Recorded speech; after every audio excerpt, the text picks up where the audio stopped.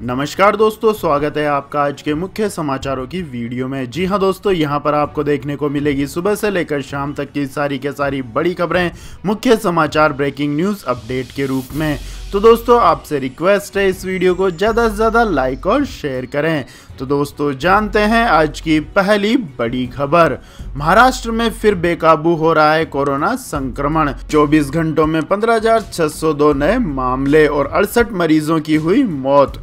जी हां दोस्तों, महाराष्ट्र में फिर से कोरोना वायरस संक्रमण तेजी से फैलने लगा है। पिछले 24 घंटों में जहां कोविड-19 के 15,602 नए मरीज मिले हैं, जबकि 88 मरीजों की मौत हुई है। राज्य के स्वास्थ्य मंत्रालय द्वारा जारी आंकड़ों के मुताबिक शनिवार को राज्य भर में कुल 7,467 रोगियों को ठीक होने के बाद छुट्टी दे दी गई। अब तक राज्य में कुल 21,25,211 कोविड-19 रोगियों को अस्पताल से छुट्टी दी जा चुकी है। स्वास्थ्य विभाग के मुताबिक राज्य में रिकवरी दर 92.49% है। आपकी जानकारी के लिए बता दें दोस्तों, महाराष्ट्र में कोरोना के नए मामलों में हो रहे इजाफे से राज्य सरकार की चिंता बढ़ गई है। कोरोना के बढ़ते मामलों के मद्देनजर राज्य के परभणी और अकोला जिले में शुक्रवार रात से लॉकडाउन की घोषणा की गई है। परभणी जिले में रात 12 बजे से सोमवार सुबह 6 बजे तक लॉकडाउन रहेगा। इसी क्रम में अकोला जिले में शनिवार की रात 8 बजे से लेकर सोमवार सुबह 6 बजे तक लॉकडाउन की घोषणा की गई है। इसके अलावा जलगांव सिटी में भी शुक्रवार रात 8 बजे से सोमवार सुबह 8 बजे तक जनता कर्फ्यू रहेगा। लॉकडाउन के दौरान सिर्फ आवश्यक सेवाओं को इजाजत दी गई है। इससे पहले गुरुवार को नागपुर शहर में 15 से 21 मार्च तक लॉकडाउन की घोषणा की गई थी। इसके बाद दोस्तों जान लेते हैं अगली बड़ी खबर। मुख्यमंत्री अरविंद केजरीवाल ने कोरोना योद्धा के परिजनों को सौंपा 1 करोड़ का चेक। जी हां दोस्तों, मुख्यमंत्री अरविंद केजरीवाल ने पूर्वी दिल्ली में तैनात रहे कोरोना योद्धा की मृत्यु के बाद परिजनों से मुलाकात में हर संभव मदद का आश्वासन दिया है। मृतक राकेश जैन के परिवार से मुलाकात कर 1 करोड़ रुपए की सहायता राशि का चेक सौंपा है। मुख्यमंत्री ने कहा कि राकेश जैन हिंदू राव अस्पताल में लैब टेक्नीशियन थे। वो आखिरी सांस तक लोगों की सेवा करते रहे। किसी की जान की कीमत नहीं लगाई जा सकती, लेकिन इस राशि से उसके परिवार को थोड़ी मदद मिलेगी। आपकी जानकारी के लिए बता दें दोस्तों, ड्यूटी पर काम करते हुए राकेश जैन को कोरोना ने शिकार बना लिया था। मुख्यमंत्री अरविंद केजरीवाल ने यह भी कहा कि फ्रंट वॉरियर राकेश जैन के बड़े बेटे ने ग्रेजुएशन पूरा कर लिया है। अब वो नौकरी की तलाश में है। दिल्ली सरकार उनके बेटे को नौकरी भी देगी।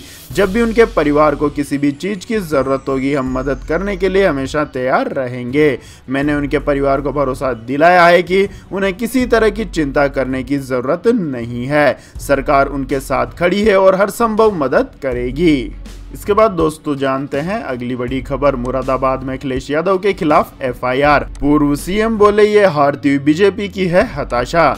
जी हां दोस्तों, मुरादाबाद पुलिस ने यूपी के पूर्व मुख्यमंत्री अखिलेश यादव के खिलाफ पत्रकारों से मारपीट के केस में एफआईआर दर्ज कर ली है। मालूम हो कि मुरादाबाद में अखिलेश यादव की प्रेस कॉन्फ्रेंस के बाद एक स्थानीय पत्रकार के साथ उनके सुरक्षा कर्मियों की हाथापाई हुई थी। इसके बाद उन पर मारपीट करने, उपद्रव करने और पत्रकार को बंधक बनाने के आरोप में आईपीसी की धारा 147, 323 और 342 में मुकदमा दर्ज किया गया। मुकदमा एक स्थानीय पत्रकार की तहरीर पर दर्ज हुआ है, जिसका इस घटना से कोई संबंध नहीं है। अखिलेश यादव ने अपने खिलाफ हुई एफआईआर को ट्वीट कर लिखा कि उत्तर प्रदेश की बीजेपी सरकार ने जो उनके खिलाफ एफआईआर लिखवाई है, उसकी प्रति जनहित में हर नागरिक के लिए जारी कर रहे हैं। अगर आवश्यकता पड़ी तो राजधानी लखनऊ में होल्डिंग भी लगवा दिए जाएंगे। ये एफआईआर हारती हुई बीजेपी की हताशा का प्रतीक है। अखिलेश यादव पर एफआईआर के बाद समाजवादी पार्टी के लोगों ने उन पत्रकारों पर भी एफआईआर दर्ज करवा दी है जिनका सुरक्षा कर्मियों से झगड़ा हुआ था। इसके बाद दोस्तों जान लेते हैं अगली बड़ी खबर। श्रीलंका सरकार का बड़ा फैसला, बुर्का पहनने पर लगाएगी प्रतिबंध। जी हां दोस्तों, फ्रांस और स्विट्जरलैंड के बाद अब श्रीलंका ने भी कट्टरपन पर काबू पाने के लिए बुर्का पहनने पर प्रतिबंध लगाने का फैसला किया है। इसके साथ ही 1000 से ज्यादा इस्लामिक स्कूल और मदरसों को भी बंद करने की तैयारी हो रही है। श्रीलंका के सार्वजनिक सुरक्षा मंत्री शरत वेरासकेरा ने एक समाचार सम्मेलन में कहा कि उन्होंने देश में सुरक्षा हालात को मजबूत करने के लिए बुर्के पर प्रतिबंध लगाने का फैसला किया है। बुर्का पहनने से व्यक्ति का चेहरा नहीं दिखता, जिससे आतंकी घटनाओं को बढ़ावा मिलता है। उन्होंने कहा कि बुर्के पर बैन के प्रस्ताव पर उन्होंने साइन कर दिया है और अब इसे मंजूरी के लिए कैबिनेट को भेज दिया जाएगा। शरत वेरासेकरा ने कहा कि हमारे देश में पहले मुस्लिम लड़कियां बुर्का नहीं पहनती थी, बाद में तबलीगी जमात वालों का देश में प्रभाव बढ़ा और लड़कियों में इसे पहनने का चलन शुरू हो गया है। यह समाज में मजहबी कट्टरपन बढ़ने का एक संकेत है। हम इसे सहन नहीं करेंगे और निश्चित रूप से इस पर प्रतिबंध लगाएंगे। इसके अलावा दोस्तों उन्होंने कहा कि सरकार की योजना 1000 से अधिक मदरसा और इस्लामिक स्कूलों पर प्रतिबंध लगाने की भी है। ये मदरसे और इस्लामिक स्कूल देश की राष्ट्रीय शिक्षा नीति की धज्जियां उड़ा रहे हैं। देश में सब लोगों को अपनी आस्था के पालन करने का अधिकार है, लेकिन इसका मतलब यह नहीं कि कोई भी व्यक्ति अपनी आस्था के नाम पर मजहबी स्कूल खोल ले और वह सब कुछ सिखाना शुरू करे जो वह चाहता हो। इसके बाद दोस्तों रुक करते हैं अगली खबर का। प्लेन में सफर करने के लिए जारी हुए नए नियम, लापरवाही बरतने पर यात्रियों को किया जाएगा बैन। जी हां दोस्तों, कोरोना काल में हवाई सफर के दौरान अब यात्रियों को ज्यादा सावधानी बरतनी होगी। शनिवार को इस संबंध में नई ट्रेवल गाइडलाइंस भी जारी कर दी है, जिसमें लापरवाही करने वाले यात्रियों के खिलाफ एक्शन लेते हुए बैन किए जाने की बात भी कही गई है। आपकी जानकारी के लिए बता दें दोस्तों, देश में कोरोना महामारी के बढ़ते मामलों को लेकर directorate general of civil aviation सख्त हो गया है। अगर यात्री विमान में मास्क नहीं पहनते हैं और साथ ही कोरोना वायरस महामारी की गाइडलाइनों का उल्लंघन करते हैं तो उनके खिलाफ कड़ी कार्यवाही की जाएगी। अगर यात्री बार बार ये गलती दोहराएंगे तो उनके हवाई सफर पर हमेशा के लिए प्रतिबंध भी लगाया जा सकता है।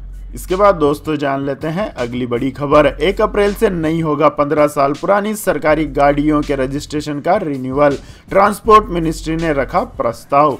जी हाँ दोस्तों, सरकारी विभागों के लिए केंद्रीय सरकार ने अहम फैसला लिया है, जिसके तहत अब किसी भी सरकारी ऑफिस के अधिकारी 1 अप्रैल 2022 से अपने 15 साल पुराने सरकारी वाहनों का रजिस्ट्रेशन रिन्यू नहीं करा पाएंगे। इसके लिए सड़क परिवहन एवं राजमार्ग मंत्रालय ने एक प्रस्ताव तैयार कर लिया है। फिलहाल इस प्रस्ताव पर ड्राफ्ट नोटिफिकेशन जारी कर सभी हितधारकों के सुझाव मांगे गए हैं। सुझावों पर विचार करने के बाद मंत्रालय की ओर से फाइनल नोटिफिकेशन जारी किया जाएगा। अगर इसे आखिरी रूप दे दिया जाए तो यह व्यवस्था लागू हो जाएगी।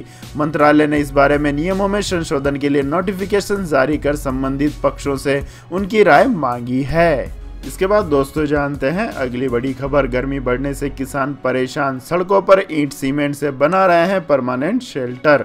जी हां दोस्तों, केंद्र के नए कृषि कानूनों के खिलाफ पिछले 3 महीनों से दिल्ली की सरहद पर आंदोलन कर रहे किसानों को अब गर्मी सताने लगी है। इससे बचने के लिए किसान संगठनों ने सड़कों पर ही ईंटें सीमेंट के परमानेंट शेल्टर बनाने शुरू कर दिए हैं। इन ढांचों में कूलर, पंखों के इंतजाम के अलावा छत पर फूस भी डाली जा रही है। टिकरी बॉर्डर पर परमानेंट शेल्टर बनाने का काम किसान सोशल आर्मी नाम का संगठन कर रहा है। इस संगठन से जुड़े अनिल मलिक ने कहा कि किसानों के दृढ़ इरादों की तरह यह परमानेंट शेल्टर भी मजबूत और स्थायी है। उन्होंने कहा कि सड़क पर ऐसे 25 घर बना दिए गए हैं। आने वाले वक्त में ऐसे करीब 2000 परमानेंट शेल्टर और बना दिए जाएंगे। इसके बाद दोस्तों जान लेते हैं अगली बड़ी खबर। महिलाओं के लिए खुशखबरी, यह कंपनी देगी 50,000 रुपए का ज्वाइनिंग बोनस। जी हां दोस्तों, सर्वे स्पेरो ने महिलाओं की नियुक्ति के लिए एक नई पहल की घोषणा की है। सॉल्यूशन सर्विस प्रोवाइडर कंपनी ने कहा है कि वह उनके साथ जुड़ने वाली महिला उम्मीदवारों को 50,000 रुपए का ज्वाइनिंग बोनस देगी। कंपनी ने कहा कि इस पहल के तहत प्रोडक्ट डेवलपर, गुणवत्ता विश्लेषक और तकनीकी लेखक पद के लिए 15 मार्च तक आवेदन करने वाली महिलाओं को यह बोनस दिया जाएगा। इन महिलाओं को 15 अप्रैल तक कंपनी से जुड़ना होगा। विज्ञान और पर्यावरण केंद्र के स्टडी का हवाला देते हुए कंपनी ने कहा कि लॉकडाउन में ढील के बाद सिर्फ 16% महिलाओं ने ही फिर से नौकरी शुरू की है। कंपनी के फाउंडर शिहाब मोहम्मद ने कहा कि रिपोर्ट में दावा किया गया है कि वर्कफोर्स में महिलाओं की भागीदारी अपने निचले स्तर पर आ गई है। उन्होंने कहा कि इस स्थिति से उबरने के लिए हम सभी को कुछ करना होगा। इसके बाद दोस्तों जान लेते हैं अगली बड़ी खबर। लेकिन दोस्तों अगली खबर जानने से पहले आप लोगों से गुजारिश है कि इस वीडियो में दिखाई गई खबरें अगर आपको पसंद आई हो तो इस वीडियो को लाइक करें, शेयर करें और हमारे चैनल को सब्सक्राइब करें। तो दोस्तों जान लेते हैं अगली बड़ी खबर। क्वाड बैठक में अमेरिकी राष्ट्रपति ने किया इशारा, चीन पर बनी रहेगी सख्त निगाहें। जी हां दोस्तों, क्वाड देशों की बैठक के दौरान शुक्रवार को अमेरिकी राष्ट्रपति जो बाइडेन ने साफ संकेत दे दिए हैं कि चीन पर सख्त निगाहें बनी रहेंगी। उन्होंने कहा कि हमारे भविष्य के लिए यह जरूरी है कि हिंदी प्रशांत क्षेत्र स्वतंत्र और खुला बना रहे। उन्होंने साफ किया कि वो क्वाड देशों के साथ मिलकर काम करने को लेकर बेहद उत्सुक हैं। बाइडेन ने इशारों में बिना चीन का नाम लिए कहा कि हम हिंद प्रशांत क्षेत्र में शांति के लिए प्रतिबद्ध हैं। बैठक के दौरान अमेरिकी राष्ट्रपति ने यह भी संकेत दिए कि क्वाड देशों का समूह महज सुरक्षा के मुद्दे पर ही नहीं जुड़ा रहेगा, बल्कि भविष्य में यह समूह कई वैश्विक मुद्दों पर साथ मिलकर काम करेगा, लेकिन वर्तमान में प्राथमिकता में कोविड वैक्सीन है। वहीं बैठक के दौरान प्रधानमंत्री नरेंद्र मोदी ने कहा कि साझा मूल्यों को आगे बढ़ाने और सुरक्षित, स्थिर, समृद्ध हिंद प्रशांत क्षेत्र के लिए पहले से कहीं अधिक साथ मिलकर निकटता से काम करेंगे। इसके बाद दोस्तों जान लेते हैं अगली बड़ी खबर। नाइजीरिया में स्कूल पर बड़ा हमला, 39 छात्रों को उठाकर ले गए बंदूकधारी, मचा हड़कंप। जी हां दोस्तों, बंदूकधारियों ने उत्तर पूर्वी नाइजीरिया के एक स्कूल पर हमला कर 39 छात्रों का अपहरण कर लिया है। अधिकारियों ने शुक्रवार को यह जानकारी दी। कुछ हफ्ते पहले इस क्षेत्र में इस प्रकार से सामूहिक अपहरण किए जाने की घटना सामने आई थी। पुलिस ने बताया कि कदुना राज्य के अफका क्षेत्र में स्थित federal college of forestry mechanisation में गुरुवार देर रात बंदूकधारियों ने अपहरण की वारदात को अंजाम दिया। कदुना राज्य के गृह मंत्रालय में आयुक्त सैमुअल अरुवान ने एक वक्तव्य में कहा कि लापता छात्रों की संख्या 39 है, जिसमें से 23 लड़कियां और 16 लड़के हैं। उन्होंने कहा कि स्कूल के कई कर्मचारियों को भी अगवा किया गया है। अरुवान ने कहा कि सशस्त्र डाकुओं के एक बड़े समूह ने हमला किया। इस पर सेना ने भी जवाबी कार्रवाई की और 180 कर्मचारी और छात्रों को बचा लिया। इसके बाद दोस्तों जान लेते हैं आज के मौसम अपडेट्स। तो दोस्तों आने वाले 24 घंटों के दौरान उत्तर प्रदेश, बिहार, झारखंड और पश्चिम बंगाल में हल्की से मध्यम बारिश के साथ ओलावृष्टि को 1-2 स्थानों पर भारी बारिश होने के आसार हैं। इसके साथ ही दोस्तों सिक्किम, असम, अरुणाचल प्रदेश में हल्की से मध्यम बारिश हो सकती है। उत्तर उड़ीसा और पंजाब के कुछ हिस्सों और उत्तरी हरियाणा में चिटपुट हल्की वर्षा का अनुमान है। आगामी पश्चिमी विक्षोभ के प्रभाव से 14 मार्च जम्मू कश्मीर, गिलगित बल्टिस्तान और मुजफ्फराबाद में हल्की से मध्यम बारिश शुरू हो जाएगी। यह सिस्टम भी पहाड़ों पर व्यापक बारिश और हिमपात देगा। लद्दाख और हिमाचल प्रदेश के कुछ इलाकों में हल्की बारिश हो सकती है। इसके बाद दोस्तों जान लेते हैं अगली बड़ी खबर। आज भी तेल की कीमतों में बदलाव नहीं, यूपी हरियाणा में दिल्ली से सस्ता पेट्रोल।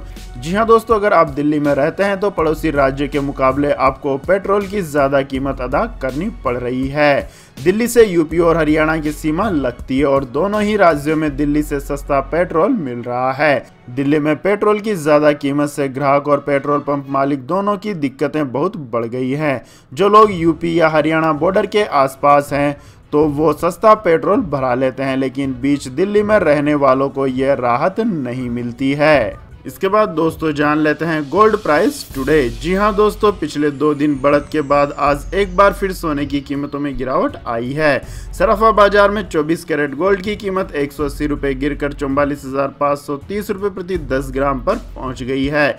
इससे पहले सोने का भाव 44,710 रुपए प्रति 10 ग्राम पर बंद हुआ था। सप्ताह में पहले 2 दिन गोल्ड की कीमतों में गिरावट देखने को मिली थी, लेकिन अगले 2 दिन सोने में बढ़त नजर आई थी। उधर चांदी की कीमतों की बात करें तो दोस्तों आज लगातार चांदी में 5वें दिन उछाल बना हुआ है। आज चांदी 200 रुपए की बढ़त के साथ 67,600 रुपए प्रति किलोग्राम पर बंद हुई। इससे पहले चांदी 67,400 रुपए प्रति किलोग्राम पर बंद हुई थी। इसके बाद दोस्तों जान लेते हैं अगली बड़ी खबर। दिल्ली में हर 3 किलोमीटर पर होगा चार्जिंग पॉइंट, दिसंबर तक संख्या 10,000 होगी।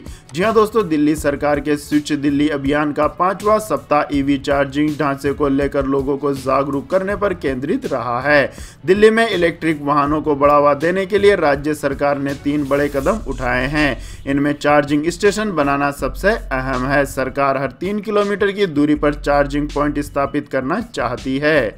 खबरों से मिली जानकारी के अनुसार दिल्ली में ईवी चार्जिंग ढांचे का विस्तार करने की रणनीति के 3 स्तरों को विस्तार से बताते हुए दिल्ली के परिवहन मंत्री कैलाश गहलोत ने कहा कि दिल्ली सरकार ने प्रमुख स्थानों पर 500 चार्जिंग पॉइंट और 100 सार्वजनिक चार्जिंग स्टेशन बनाने के लिए भारत में अब तक का सबसे बड़ा टेंडर निकाला है।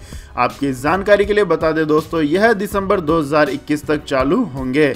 पहले से चल रहे 72 स्टेशन भी शामिल हो जाएंगे। इनका विवरण वेबसाइट पर देखा जा सकता है। दिल्ली सरकार एक मोबाइल ऐप भी बना रही है, जिसके जरिए सभी चार्जिंग स्टेशनों का स्थान और चार्जर की स्थिति को वास्तविक समय पर देखा जा सकेगा। उन्होंने कहा कि सरकार का दूसरा ऐतिहासिक कदम mall, shopping complex, cinema hall, multiplex, office space, hotel, restaurant, अस्पताल आदि इमारतों में जिनके पास 100 से ज्यादा वाहनों की पार्किंग क्षमता है, उन्हें कम से कम 5% जगह ईवी चार्जिंग के लिए रिजर्व करनी होगी। इसके बाद दोस्तों जान लेते हैं अगली बड़ी खबर। बेहद सस्ते में मिल रहा है एप्पल का सबसे किफायती आईफोन। सिर्फ 17 मार्च तक है मौका। जी हां दोस्तों, अगर आप एप्पल का आईफोन खरीदने के लिए किसी सेल या ऑफर का इंतजार कर रहे हैं तो आपके लिए अच्छी खबर है। ऐसा इसलिए क्योंकि अमेजन पर एप्पल डे सेल चल रही है। ग्राहक इस सेल का फायदा 17 मार्च तक उठा सकते हैं। सेल में बात करें एप्पल के किफायती आईफोन 12 मिनी की, तो ग्राहकों को HDFC बैंक के क्रेडिट कार्ड के तहत इसे खरीदने पर 6000 रुपए तक का डिस्काउंट दिया जाएगा। ऐसे में एप्पल के आईफोन 12 मिनी के 64 GB स्टोरेज वेरिएंट की कीमत 69,900 रुपए है और इसे 2800 रुपए के फ्लैट डिस्काउंट के साथ 67,100 रुपए में खरीदा जा सकता है। इसके साथ 12,550 रुपए तक का एक्सचेंज ऑफर दिया जा रहा है। फोन को नो कॉस्ट EMI पर भी खरीदा जा सकता है। वहीं HDFC बैंक के क्रेडिट कार्ड के जरिए खरीदने पर इस पर 6000 रुपए तक का डिस्काउंट दिया जाएगा। इसके बाद दोस्तों जान लेते हैं अगली बड़ी खबर। जल्द महंगे होने वाले हैं AC, कूलर और पंखे। जी हां दोस्तों, लगातार बढ़ती महंगाई का असर अब बिजली उपकरणों पर भी पड़ने लगा है। लागत में बढ़ोतरी के चलते अब बिजली के सामान महंगे होने जा रहे हैं। अगले महीने से AC, कूलर और पंखे का दाम ज्यादा चुकाना पड़ सकता है। बाजार से जिस तरह की खबरें सामने आ रही है, उससे लगभग तय है कि अगले महीने की शुरुआत के साथ ही महंगाई और बढ़ जाएगी। जैसे जैसे गर्मी का सीजन करीब आता जा रहा है, AC की जरूरत महसूस होने लग रही है। अगर आपने इसी महीने AC नहीं खरीदा तो अगले महीने आपको पैसा ज्यादा चुकाना पड़ेगा। लागत बढ़ने की वजह से कीमत में 4 से 6% बढ़ोतरी की जा सकती है। इसका असर यह होगा कि AC की कीमत में 1500 से 2000 रुपए की बढ़ोतरी हो सकती है। तो यह थी दोस्तों आज की सभी महत्वपूर्ण बड़ी खबरें। और दोस्तों बारी आती है आज के माइंड क्विज क्वेश्चन की, जिसका जवाब देकर आप बन सकते हैं एक शानदार उपहार के विजेता। तो दोस्तों आज का सवाल है, मेहरानगढ़ का किला किस राज्य के किस शहर में स्थित है? जी हां दोस्तों, अगर आपको इस सवाल का जवाब आता है तो तुरंत कमेंट सेक्शन में लिख दीजिए। इस वीडियो को लाइक कीजिए, शेयर कीजिए और हमारे चैनल को सब्सक्राइब करके बेल आइकन का बटन भी दबा लें। धन्यवाद। जय हिंद, जय भारत, वंदे मातरम।